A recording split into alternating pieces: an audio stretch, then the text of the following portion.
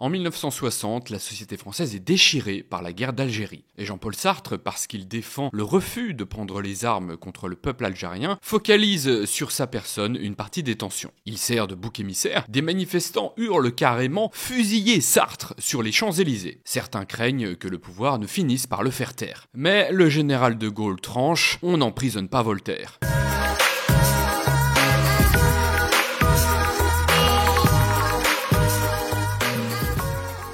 En effet, Sartre est un peu un nouveau Voltaire. Pendant les 30 Glorieuses, il est bien plus qu'un écrivain ou un philosophe. Il est la star intellectuelle occidentale de l'époque, le symbole même de l'intellectuel. Il a aussi une influence politique exceptionnelle. Ses prises de position pèsent dans le débat politique francophone et même international. Il est la voix du progressisme, c'est-à-dire de la remise en cause de la tradition. Il est d'ailleurs une des références de mai 68. Et comme Voltaire, Sartre est craint par le pouvoir. Pour vous aider à comprendre comment Sartre est devenu une légende vivante, j'ai tiré de cette biographie d'Annie Cohen-Solal 10 anecdotes révélatrices sur le destin de Sartre. Vous allez voir que sa vie est fascinante parce qu'il détestait les conventions. Les 3 dernières anecdotes que j'ai choisies sont particulièrement étonnantes. Je ne sais pas si vous en êtes déjà rendu compte, mais Sartre est minuscule. Il est souvent surnommé le petit homme. Quand on le voit debout à côté de quelqu'un d'autre, ça saute aux yeux. En effet, il mesure 1,57 m.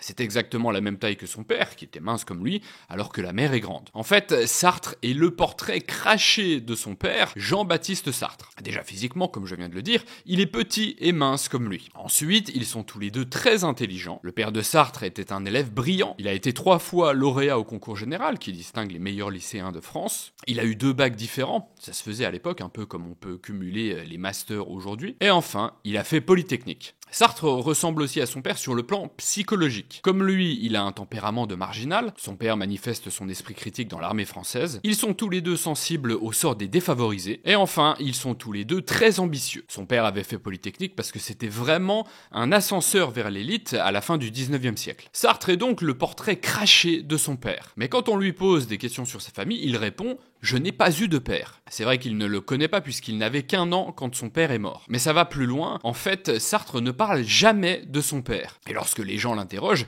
il fait comme si son père n'avait pas existé. Une fois qu'il sera une star, il brouillera les pistes des journalistes et des biographes. Annie Cohen-Solal en donne une explication psychanalytique. C'est parce que Sartre voulait garder sa mère, qui était une belle femme, pour lui seul. Comme son père travaillait dans la marine, il était rarement présent pendant les 15 premiers mois de la vie de Sartre. Et lorsqu'il est rentré pour cause de maladie, Sartre a dû partager l'attention de sa mère avec son père. Et c'est là que serait née son aversion pour son géniteur. Sartre n'est pas un enfant qui respire la santé. Il est souvent malade. Un jour, une mauvaise grippe lui laisse un strabisme de l'œil droit. Vous vous en êtes peut-être déjà rendu compte sur les photos. Un strabisme, c'est un véritable handicap en termes d'apparence. Sartre dira toute sa vie qu'il est moche parce qu'on le lui a sans cesse répété. Déjà qu'il est minuscule. Comme on peut s'y attendre, à l'école puis au collège, il est un véritable bouc émissaire. Les garçons, dont les pères sont à la guerre, se moquent de Sartre et le battent. Pour s'en sortir, il va développer sa personnalité et son intelligence. À partir de l'adolescence, il commence à se prendre pour un génie et il invente des histoires pour impressionner ses camarades de classe. Mais au collège, ça ne marche pas, donc il se réfugie dans les livres et dans l'écriture. Il écrira « Je déteste mon enfance et tout ce qui en survit ». Son charisme compensatoire devient efficace à partir du lycée, à l'internat d'Henri IV. Non seulement il a des résultats exceptionnels, mais il développe une personnalité que ses camarades disent écrasante. Il est intellectuellement brillant, il a un humour méchant qui fait des ravages, il multiplie les blagues et les provocations contre l'autorité. La légende dit qu'il aurait vomi sur les pieds du proviseur d'Henri IV après le bac. Cette anecdote montre que la personnalité brillante de Sartre est une adaptation psychologique qui lui a permis d'obtenir l'attention et l'amour d'autrui malgré l'aversion qu'inspire son apparence. Je vise un peu trop de l'admiration que les autres ont pour moi, avouera-t-il bien plus tard.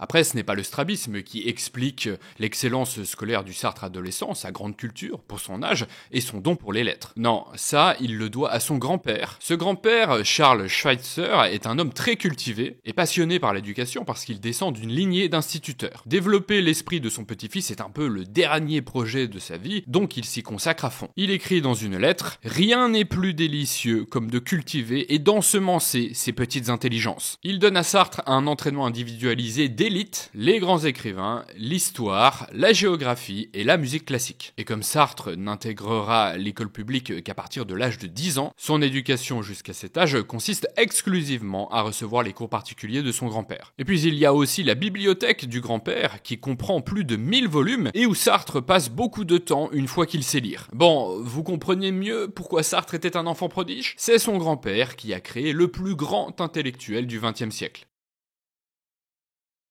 Y aurait-il eu Ronaldo sans Messi et Messi sans Ronaldo? Peut-être pas, parce que l'émulation joue un rôle important dans la performance. Et c'est pareil pour la performance intellectuelle. Certains penseurs trouvent leur motivation dans la volonté d'égaler ou de surpasser d'autres penseurs. Ils font des efforts considérables de réflexion, de lecture et d'écriture parce que leurs concurrents en font également. Il existe un verbe anglais qui exprime bien cette idée, to outwork. L'émulation a également joué un rôle important dans le destin de Sartre. L'influence de son grand-père a été déterminante, mais ce n'est pas la seule. À l'internat d'Henri IV, il se lie d'amitié avec un autre génie intellectuel, Paul Nizan. Ils vont être inséparables pendant 7 ans. Raymond Aron, qui les rencontrera plus tard, dira « Je ne peux pas parler de Sartre sans parler de Nizan. Ils se ressemblent même physiquement au point qu'on les confond parfois. » Paul Nizan, c'est l'auteur du fameux récit de voyage Aden Arabi, dont vous avez peut-être déjà entendu les 2 premières phrases « J'avais 20 ans. Je ne laisserai personne dire que c'est le plus bel âge de la vie. » Comme Sartre, il a une énorme culture et il est un boulimique de lecture. Mais en plus, Nizan écrit vite et beaucoup. Il a déjà publié des textes dans des revues étudiantes quand il fait la rencontre de Sartre. Au lycée, à Henri IV, ils ont tous les deux les meilleures notes et Nizan seconde Sartre dans ses provocations. En prépa littéraire à Louis le Grand, ils travaillent énormément et ils se voient comme des surhommes de Nietzsche. Ils font de longues marches dans Paris en discutant. Ils réussissent tous les deux le concours de l'école normale supérieure. Ils y sont admis avec un certain Raymond Aron du lycée Condorcet.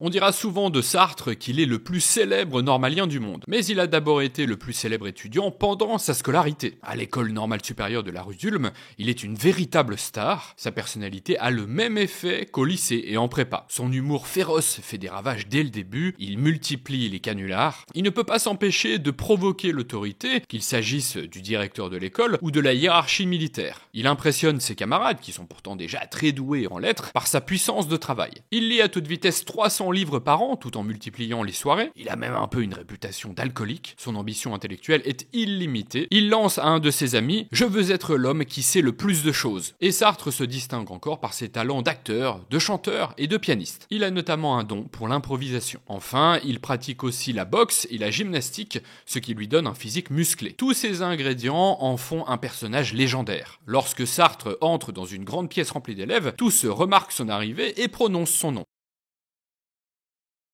Lorsque Paul Nizan, dépressif, quitte l'école normale supérieure, Sartre se rapproche de Raymond Aron. Et là, c'est un duo tout à fait différent. Sartre et Aron sont 2 sparring partners intellectuels. Aron raconte que Sartre n'arrêtait pas d'inventer des théories, puis qu'il venait lui en parler. Or, Raymond Aron, c'est pas le genre à être d'accord avec n'importe quoi. Non seulement il est très cultivé et très intelligent, mais en plus il est intellectuellement très prudent. Il identifie facilement les failles d'un raisonnement. Pour le dire plus franchement, mais là c'est mon avis personnel, Raymond Aron est un des rares à être intellectuellement supérieur à Sartre. Parfois, dans leurs discussions à l'école normale supérieure, lorsque Sartre soumet une idée mais qu'Aron n'accroche pas, Sartre se met en colère. Le problème de Sartre, comme le soulignent déjà ses profs à l'époque, c'est qu'il est imprécis et qu'il mise trop sur la créativité de la pensée. Il est certes brillant, au point que son éloquence dissimule ses imprécisions 99% du temps. Mais avec Aron, ça ne passe pas. Toute la France pourra constater la supériorité d'Aron lors d'un débat télévisé sur l'art abstrait à la fin des 30 Glorieuses. Sartre, qui est toujours partisan de la créativité, défend l'art abstrait, Aron le laisse s'exprimer, puis il démontre logiquement que l'art abstrait n'a pas de sens. Son raisonnement est si clair et si fluide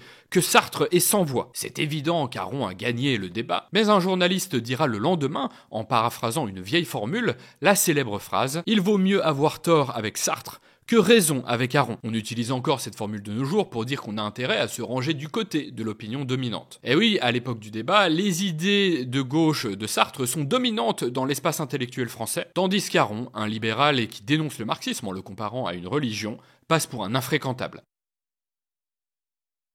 Une autre preuve de la supériorité intellectuelle d'Aron, c'est qu'il finit premier au concours de l'agrégation, alors que Sartre le rate dès l'écrit. Pour se justifier, il dit qu'il a trop misé sur l'originalité. Il doit donc repasser l'agrégation. Aron lui recommande d'être plus scolaire, et cette fois-ci, Sartre s'y met à fond. Il prépare le concours à la Bibliothèque nationale et dans les amphithéâtres de la Sorbonne. Il remarque une jeune fille qui est elle aussi candidate. Elle semble très sérieuse, elle est jolie, grande, même si ce n'est pas difficile d'être plus grand que Sartre, et elle a de beaux yeux bleus. Elle intègre son groupe de travail, et alors elle est subjuguée par la supériorité intellectuelle de Sartre. Elle estime qu'il est un véritable génie. Il va chapeauter son développement intellectuel, il se voit et discute tout le temps, ou plutôt Simone de Beauvoir se mesure intellectuellement à Sartre, et elle constate systématiquement qu'elle ne fait pas le poids. Ce sont ses propres mots. Ils échangent également des lettres, parfois quotidiennement. Au bout de 3 mois, Simone de Beauvoir parle de Sartre comme du double dont elle avait rêvé quand elle avait 15 ans. Ils réussissent tous les deux l'agrégation. Sartre, qui a 3 ans de plus que Simone de Beauvoir, a un meilleur classement, mais le jury lui reproche d'être approximatif. Leur relation durera 51 ans. On connaît Sartre comme la star intellectuelle des Trente Glorieuses, mais il n'a pas atteint le succès littéraire et la notoriété immédiatement. On oublie qu'il avait une vie avant. En particulier, on oublie qu'il a été prof de philo pendant 5 ans. À 26 ans, il est envoyé dans un lycée du Havre, et là, c'est très difficile pour lui, parce qu'il veut tout sauf une vie rangée, et encore moins dans une ville de province, mais il n'y vivra jamais comme un provincial. Au contraire, il contracte certaines habitudes de marginal qu'il gardera toute sa vie. Il vit dans un hôtel pas terrible près de la gare, il mange dans les restaurants, et il travaille dans les cafés, ce qui est toutefois assez commun chez les écrivains. Ce qui est encore plus intéressant, c'est qu'il fait cours d'une manière qui annonce l'idéologie libertaire de mai 68, et plus généralement de la libéralisation des rapports entre l'enseignant et les élèves à partir de la fin des Trente Glorieuses. Dans le cours de philo de Sartre, il n'y a pas de code vestimentaire, et les élèves ont le droit de fumer en classe, le prof parle sans aucune note, il respecte les élèves, aucune hiérarchie explicite ne lui permet de les dominer, ce qui est la définition même de l'anarchie. Du coup, Sartre échange librement avec ses élèves, d'homme à homme. Il les encourage à réfléchir par eux-mêmes pour se faire leur propre opinion. Mais ça va plus loin. Sartre sort en soirée avec ses élèves, il va au cinéma avec eux, et il les initie même à la boxe. Il cherchait des sparring partners. La première année, il fête le bac avec ses élèves en se bourrant la gueule dans une maison close, et il est ivre le lendemain à la remise des prix. En fait, il est un peu comme un grand frère. Bien sûr, ça rend fou le proviseur. Il se rend compte que la classe de Sartre devient un bastion du gauchisme, et puis surtout que le prof ne respecte aucune convention. Sartre ne note pas les absents, il n'impose pas aux élèves d'apprendre le cours, il ne corrige pas régulièrement des copies, il ne met pas de notes. Mais voilà, ses élèves obtiennent de super résultats au bac. Certains fils d'ouvriers deviendront même de brillants agrégés d'anglais grâce à lui. Cette anecdote est importante parce que c'est lors de ces années, lorsque Sartre est prof de philo en province, que naît sa complicité avec l'adolescence. Et cette complicité fera de lui une des références intellectuelles de mai 68. Dans ma formation à l'écriture, dans une leçon, je prends l'exemple du style de Sartre pour illustrer comment il ne faut pas écrire. Si vous lisez son essai Qu'est-ce que la littérature, par exemple, vous verrez que le propos n'est pas clair. En particulier, les paragraphes sont trop longs, ils mêlent confusément plusieurs idées et leurs délimitations sont arbitraires. Bref, ça part dans tous les sens, si bien que le lecteur doit vraiment faire un effort pour comprendre. Pourquoi Sartre néglige-t-il la clarté de son propos ? Parce qu'il écrit trop vite. Et pourquoi écrit-il trop vite ? Parce qu'il est drogué. Chaque matin, il se réveille après n'avoir dormi que quelques heures, et encore d'un sommeil artificiel arraché par 4 ou 5 somnifères avalés après un dîner trop lourd. Il commence par un café, mais qui ne commence pas par un café. Puis c'est le Coridrane. À l'époque, c'est la drogue favorite des étudiants et des intellectuels. Elle est vendue en pharmacie en petits tubes de 20 cachets. Elle sera interdite en 1971. Mélange d'aspirine et d'amphétamine. Elle évite la fièvre et calme les douleurs. Mais surtout, elle stimule le centre nerveux d'une manière inédite. Elle améliore les capacités intellectuelles tout en apaisant l'esprit. Grâce au Coridrane, on est à la fois talentueux et lucide. Une fois qu'on a connu ce pouvoir, on ne peut plus s'en passer. Sartre croque donc un premier cachet après son café, il se met immédiatement au travail, et en écrivant, il enfile un autre cachet, puis 2, 3, il ne compte pas, il doit avancer. À la fin de la journée, un tube, parfois 1,5 tube a ainsi disparu, mais 30, parfois 40 feuilles sont apparues. Bref, c'est presque du 1 cachet par feuille. Sur la boîte en carton dans laquelle sont rangés les petits tubes,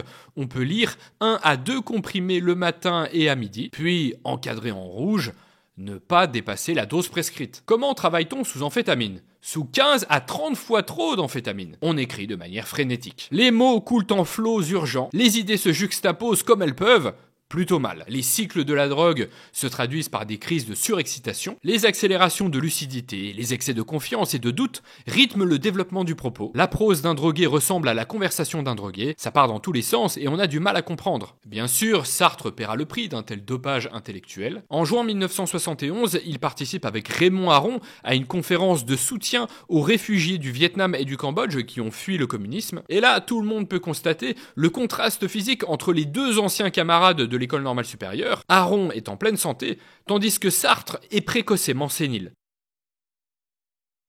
Au début de l'année 1946, Sartre se rend aux États-Unis pour donner une série de conférences. Et là, on se rend compte qu'il est plus qu'une star intellectuelle, il est une véritable légende vivante. Même les magazines de mode parlent de lui. On raconte que les femmes se pâment quand il passe devant elles. Lui, le petit homme avec un strabisme. Que s'est-il passé? Il s'est passé que Sartre vient de lancer la mode intellectuelle de l'époque. Son destin bascule avec une conférence d'octobre 1945. Il l'intitule « L'existentialisme est un humanisme ». Les organisateurs de la conférence acceptent ce titre qui n'est pas du tout vendeur, puis ils s'en mordent les doigts parce qu'ils ont beaucoup investi en pub dans les grands journaux, notamment Le Monde, Le Figaro et Libération, mais contre toute attente, la conférence est un succès culturel sans précédent. Bien que la salle soit pleine à craquer et l'auditoire surexcité, Sartre réussit un bon discours. Le lendemain, la presse souligne son courage et donne ainsi naissance à la mode intellectuelle de l'après-guerre. Les mots existentialisme et Sartre sont matraqués dans la presse en 1945. Les éditeurs, à leur tour, surfent sur la vague. Sartre passe pour un nouveau Socrate. Et la célèbre conférence a accouché d'un petit livre de 100 pages tout aussi célèbre qui se vend comme des petits pains depuis maintenant près de 80 ans. Cette anecdote montre que l'immense succès intellectuel de Sartre, c'est-à-dire l'incroyable diffusion de ses idées,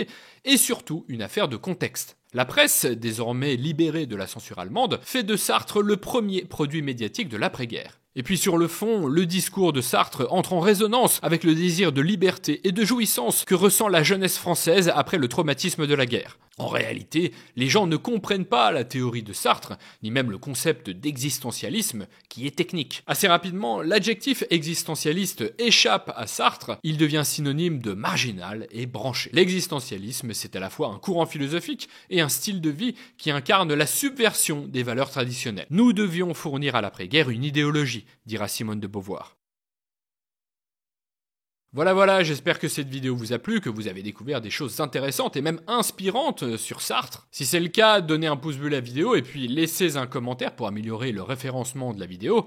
Ce n'est pas grand chose et ça m'aide vraiment. Je suis Romain, j'étais avec mon fidèle Aristote, et vous étiez sur 1000 idées de culture générale. Rappelez-vous, vous n'avez pas besoin de vous prendre la tête pour vous intéresser au meilleur de la pensée. J'ai une question à vous poser. Vous croyez vraiment que les gens ont lu tous les livres dont ils parlent? Bien sûr que non. Sinon, on ne pourrait pas parler de grand-chose. Eh oui, il y a 24 heures dans une journée et il faut travailler, manger, dormir et sortir le chien. Donc le secret de la culture générale, ce n'est pas de lire des livres. C'est quoi alors? Eh bien en fait, il n'y a pas un seul secret. Il y en a 5. Les étudiants et les personnes les plus cultivées, les profs et les intellectuels connaissent ces 5 secrets. Vous savez, vous avez lu Renan comme moi. Mais ils se gardent bien d'en parler. Les gens qui les découvrent réussissent à développer rapidement et facilement leur culture générale. Parce que leur rapport au savoir a changé. Et une fois qu'ils appliquent les 5 secrets, ils comprennent toutes les références des personnes cultivées. Ils savent s'exprimer avec profondeur sur n'importe quel sujet. Ils brillent par leur culture dans les conversations et dans les débats, et ils ont le recul nécessaire pour faire preuve d'esprit critique. Ça vous intéresse ? Eh bien, je vous révèle les 5 secrets et je vous explique comment les appliquer dès aujourd'hui pour vous cultiver 10 fois plus rapidement sans vous prendre la tête. Pour recevoir les 5 secrets, inscrivez-vous simplement, soit en cliquant sur le lien qui apparaît maintenant en haut à droite de la vidéo, soit en cliquant sur celui qui est dans la description de cette vidéo. Croyez-moi, faites-le et vous me remercierez.